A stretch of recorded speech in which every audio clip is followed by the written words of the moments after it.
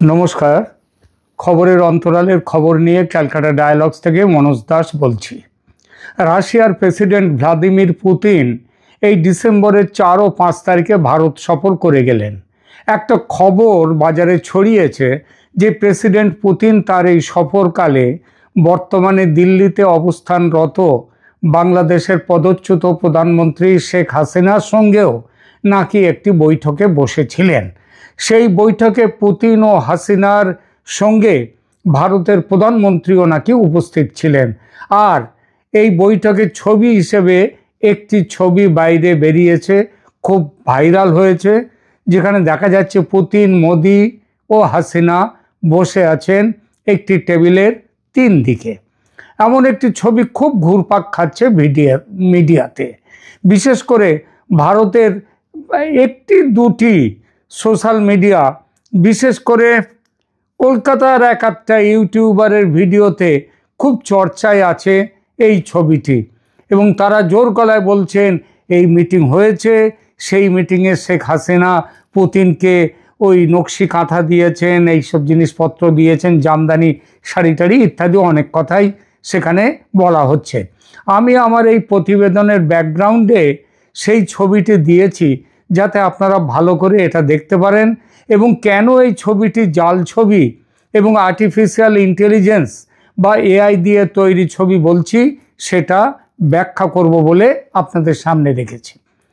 Putin Bharat সফরে এলেন এবং মোদির সাথে বৈঠক হয়েছে, কিন্তু শেখ হাসিনার সাথে যৌথ বৈঠক কিছু হয়নি, এবং এই ধরনের 3 দেশীয় সামিট ঘোষণাও করা হয়নি। সবথেকে বড় কথা, এটা 3 দেশের সামিট হতে পারে না, কারণ যদিও আইন অনুযায়ী বাংলাদেশের প্রধানমন্ত্রী এখনও শেখ হাসিনা, কিন্তু বাস্তবে বাংলাদেশের দখল নিয়েছে অন্য এক সরকার। সুতরাং 3 দেশের সামিট বলে এটাকে বলা যায় না। আর যদি এখানে শেখ হাসিনা কোনো মিনিস্ট্রি ইন এক্সাইল বা নির্বাসনকালীন সরকার গঠন করতেন, তাহলে বলা যেত হয়তো 3 দেশের সামিট। এমন পরিস্থিতিতে যে ছবি ভাইরাল হচ্ছে তার উৎস কি? বাস্তবে এমন বৈঠক হলে তা বিশ্বের বড় বড় মিডিয়া তার কোনো খবর পেল না, আর খবর পেল 1-2 ইউটিউবার।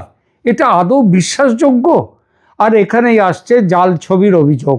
এআই দিয়ে এই ধরনের ছবি তৈরির মানে কি বলবো, এন্তার অভিযোগ আজকাল বাজারে ভাসছে, মানুষের কাছে আসছে। কিন্তু এই সহজ যুক্তির বাইরে আরও কিছু বিষয় আছে যা দিয়ে বোঝা যায় এই ছবিটি জাল এবং এআই দিয়ে তৈরি। এখানে রয়েছে কিভাবে বুঝবেন এই ছবি জাল, তার পদ্ধতি। সবচেয়ে নির্ভরযোগ্য উপায় কি জানেন? ডিজিটাল সরঞ্জাম ব্যবহার করুন, রিভার্স ইমেজ সার্চ করুন, গুগল ইমেজ, টিনআই বা অনুরূপ টুল দিয়ে ছবিটি খুঁজুন। যদি একই ছবি বিভিন্ন প্রসঙ্গে পাওয়া যায় বা অরিজিনাল সোর্স খুঁজে না পান, তাহলে বলবেন এটি জাল। দ্বিতীয়ত, অনলাইন এআই ডিটেকশন টুল ব্যবহার করতে পারেন। বিশেষায়িত সফটওয়্যার যেমন ট্রুথ স্ক্যান, ডিকপি বা ফেস অন লাইভের মতো প্ল্যাটফর্ম 100% নির্ভুলতার সাথে এআই জেনারেটেড ইমেজ চিহ্নিত করতে পারে। এগুলো পিক্সেল প্যাটার্ন এবং মেটা ডেটা বিশ্লেষণ করে জানিয়ে দেয়। যাদের কাছে এইসব টুল বা সফটওয়্যার নেই, তারা খালি চোখেও পরীক্ষা করতে পারেন, কেবল একটু বুদ্ধিটা লাগাতে হবে। সবার আগে দেখুন ছবির ব্যক্তিদের হাত এবং আঙুল। এআই সবচেয়ে বেশি সমস্যায় পড়ে কোথায় জানেন? মানুষের হাত এবং হাতের আঙুল নিয়ে। অতিরিক্ত আঙুল, বিকৃত আঙুল, মানে অপ্রাকৃতিকভাবে আঙুলগুলোর সংস্থাপন, আঙুলের জোর ঠিকমতো না থাকা, এগুলো হচ্ছে এআই ছবির সাধারণ সংকেত। এরপরে আছে দাঁত এবং কান পরীক্ষা। এআই প্রায় দাঁত ছোট বড় করে ফেলে, সুতরাং দাঁত ছোট বড় যাতে না হয় তার জন্য মুখ বন্ধ করে রাখতে হয়।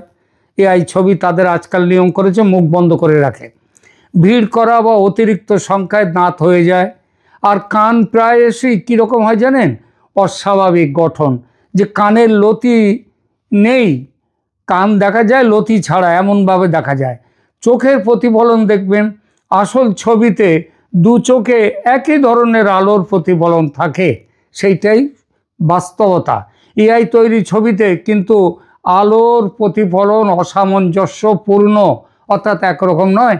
একজন ব্যক্তির দুই চোখে আলোর প্রতিফলন দুরকম, কিন্তু হওয়া উচিত একরকম। এরপর আসুন ছবির ব্যাকগ্রাউন্ড বা পটভূমি এবং আলো পরীক্ষায়। অসামঞ্জস্যপূর্ণ আলো এবং ছায়া থাকে এআই ছবিতে। একটি একক আলোর উৎস থাকলেও একাধিক দিক থেকে আলো আসছে বলে মনে হয়। রঙের তাপমাত্রা অপ্রত্যাশিতভাবে পাল্টে যায়। পটভূমিতে পুনরাবৃত্তি এআই ছবির আর এক ধর্ম, অর্থাৎ পুরনো এক ছবির পটভূমি এখানে জুড়ে দেওয়া হয়। ইট, পাতা বা অন্যান্য প্যাটার্ন যদি একই আকারে ঘুরে ফিরে আসে তাহলে মনে করবেন সেটা এআই দিয়ে তৈরি।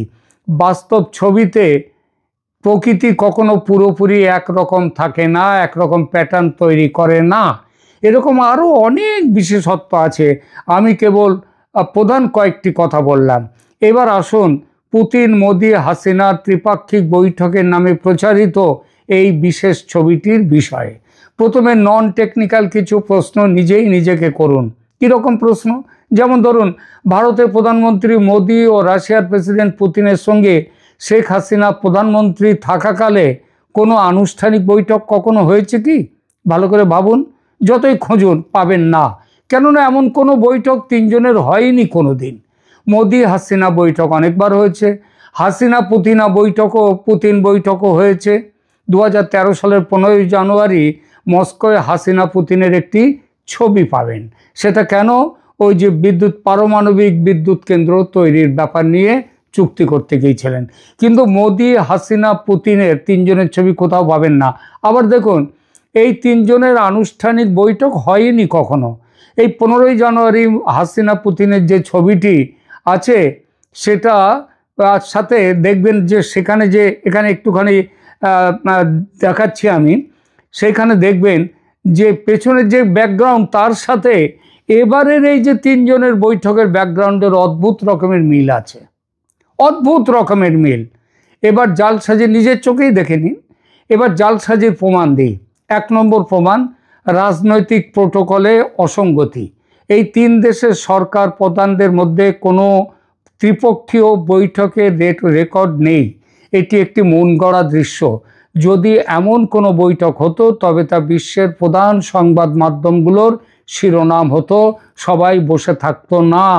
এই কলকাতার কিংবা ভারতের 2-1টা ইউটিউবারকে এই ছবি ছাড়ানোর দায়িত্ব দিয়ে তারা বসে থাকতো না। কিন্তু এ ব্যাপারে কোনো খবর বিশ্বের মিডিয়াতে নেই। এমনটা কি এমন যে হতে পারে কখনো? এটা এই প্রশ্ন আপনি নিজেকেই করুন, উত্তর পেয়ে যাবেন। 2 নম্বর প্রমাণ, এই ছবির পতাকার ভুলগুলো লক্ষ্য করুন, ডিজাইনের ত্রুটিগুলো দেখুন। 3 নেতার বৈঠকে 3 নেতার সামনে তাদের দেশের পতাকা থাকার কথা, কিন্তু তাদের 2টো পতাকা আছে, 3 দেশের পতাকা নেই। টেবিলের ওপর রাশিয়া ও বাংলাদেশের পতাকা আছে, শুধু ভারতের পতাকা নেই। এটা আন্তর্জাতিক প্রোটোকলের ঘোর বিরোধী।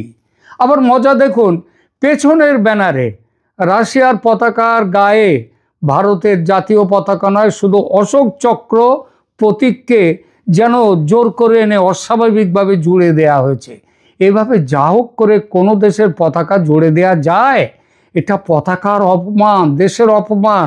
আর এই অপমান যদি ভারতের মাটিতে হতে পারে কখনো, এমন কথা কেউ ভাবা যায়? সেই কাজটি করা হয়েছে এখানে। যা এআই এর, এটা হচ্ছে ব্লেন্ডিং এবং ফিউশনিংয়ের ভুল, তার জন্যে। 3 নম্বর প্রমাণ, 3 নেতা একই রকম। দেখুন, যার যার নিজের 2 হাত মুষ্টিবদ্ধ করে একইভাবে বসে আছেন, একই ভঙ্গি। এটা কি অস্বাভাবিক নয়? আগেই বলেছি, এআই ছবিতে ঝামেলা হয় হাতের আঙুলের অস্বাভাবিকত্ব নিয়ে।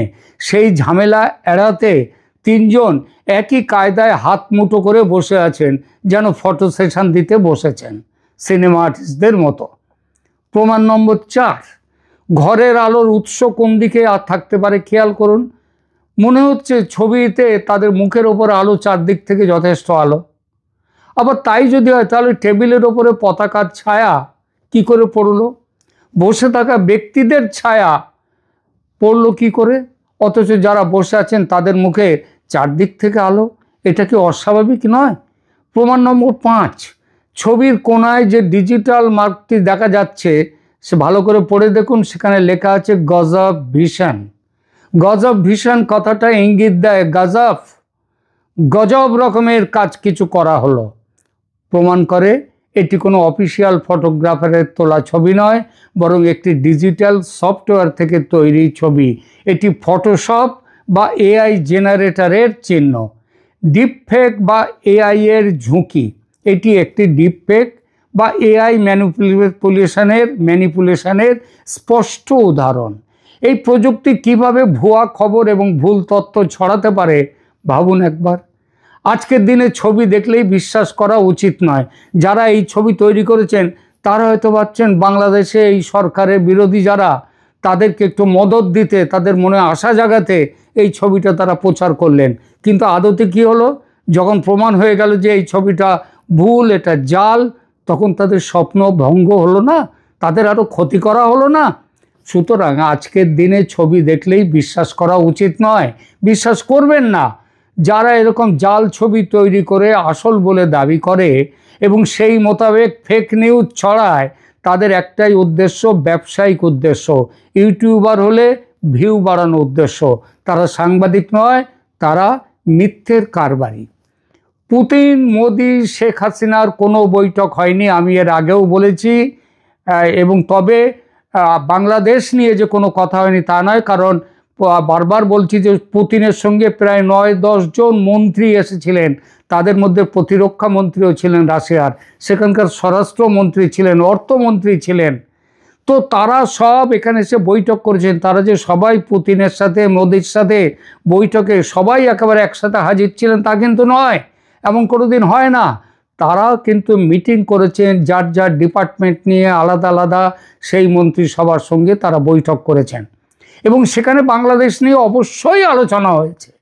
আমি বলেছি মোদি এবং পুতিন আলোচনা করেছেন কি করেননি সেটা যেমন একটা বড় কথা, তেমনি তার সমান বড় কথা হচ্ছে তার মন্ত্রীরা এই বিষয়ে কি আলোচনা করেছেন, কি আলোচনা করেছেন, কি খবর আমরা পাচ্ছি সেটাও কিন্তু আমরা প্রচার করেছি। আমি এর আগে ভিডিওতে বলেছি, একটু পিছনে গিয়ে দেখে নেবেন। যারা জাল ছবি বানিয়ে এই প্রচার করছে তাদের সম্পর্কে হেডলাইনের কথাগুলো যেগুলো দিয়েছে আরেকবার বলি। ভাগ্যিস আছে এআই, করে কমে খাচ্ছি তাই। শেষ কথা বলি এবার। এআই ছবি ও সেই ছবি নিয়ে মিথ্যের ব্যাসাতি করে যারা, তাদের সাংবাদিক বলা যায় না। এরা সেন্সেশন তৈরির জন্যে মিথ্যে খবর তৈরি করে। সৎ সাংবাদিক কার্যকারণ বিশ্লেষণ করতে গিয়ে এক বিন্দু থেকে খবরের আরেক বিন্দুতে পৌঁছবার জন্যে তারা ডট মেলাতে গিয়ে কল্পনার আশ্রয় নিতে অনেক সময় বাধ্য হন ঠিকই। ডারউইন যে মিসিং লিঙ্ক খুঁজতে গিয়েছিলেন, সেই মিসিং লিঙ্ক সাংবাদিকদেরও খুঁজতে হয়, কিন্তু সেই কল্পনা সেন্সেশন তৈরির নামে দর্শকদের ধোঁকা দেওয়ার উদ্দেশ্য নয়। সেই কল্পনার আশ্রয় নিয়ে বিভিন্ন বিন্দুকে বা ডটকে যোগ করা দর্শকদের একটা লজিক্যাল কনক্লুশনে নিয়ে যাওয়ার জন্য। পরিশেষে ধন্যবাদ সবাইকে যারা শেষ পর্যন্ত আছেন আমার সঙ্গে। এআই ছবি সম্পর্কে সবাইকে সাবধান করতে যতটা সম্ভব সহজ ভাষায় নিজে যতটুকু জানি ও বুঝি বললাম আপনাদের। ভালো লাগলে লাইক দিন ও সাবস্ক্রাইব করুন আমার চ্যানেল। ধন্যবাদ।